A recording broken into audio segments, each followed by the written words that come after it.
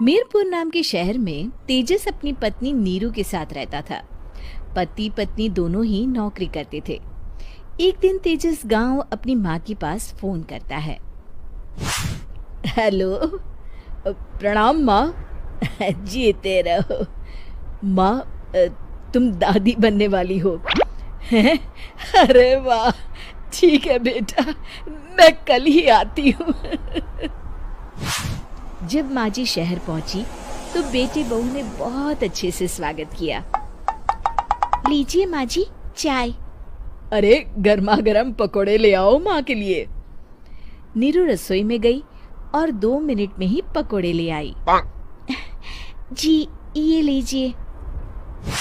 बहू, जादू से बनाए हैं क्या? अभी तो रसोई में गई थी। यम्मी। माँ जी, शीला रसोई में पकोड़े तल रही है, मैं बस लेकर आई। हे भगवान, मेरा धर्म भ्रष्ट कर दिया तूने। अब तो गंगा जल से शुद्धिकरण करना होगा। दूसरे दिन, माँ जी मैंने नाश्ता बना दिया है, ऑफिस जा रही हूँ। पर अभी तो घर का सारा काम पड़ा है। शीला आती ही होगी, झाड़ू पोछा बर्तन कपड़े वो सब कर लेगी। हमारे जमाने में घर का सारा काम हम ही करते थे। जी माँ जी, आप बहुत होशियार हैं, मैं घर ऑफिस दोनों नहीं संभाल पाती। तो जरूरत क्या है घर से बाहर जाकर चाकरी करने की? वैसे भी घर का काम खुद करने से घर में बरकत आती है, समझी? पर माँ जी। पर वर कुछ नहीं, इस महीने की पगार मिले फिर ऑफिस बंद है। हाँ। रात को नीरू तेजस से कहती है, सुनिए जी, माँ जी बोल रही थी कि मैं नौकरी छोड़ दूं। वैसे ठीक ही तो है, अभी तुम्हें आराम की जरूरत है। फिर भी आराम कहाँ, शीला को छुड़ाने के लिए बोल रही थी। तो अब 24 घंटे में इतना काम तो कर ही सकती हो। पर जॉब पसंद है मुझे, घर पर मन नहीं लगेगा।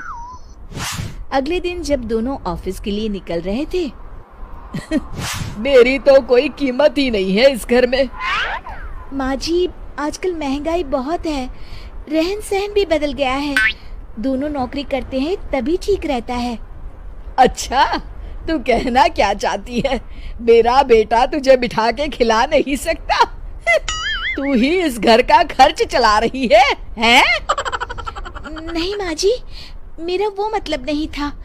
मतलब खूब समझती हूँ, ये बाल धूप में सफेद नहीं किए मैंने। हाँ। अब तो ये रोज का काम हो गया था। तेजस भी रोज की झिकझिक से परेशान हो गया था। एक दिन उसने कहा, नीरू, वैसे भी तुम्हें मैटरनिटी लीव मिलने वाली है, तो अभी से ही छुट्टी ले लो। पर क्या, मेरी सैलरी अच्छी खासी है। आखिर नीरू ने रिजाइन कर दिया।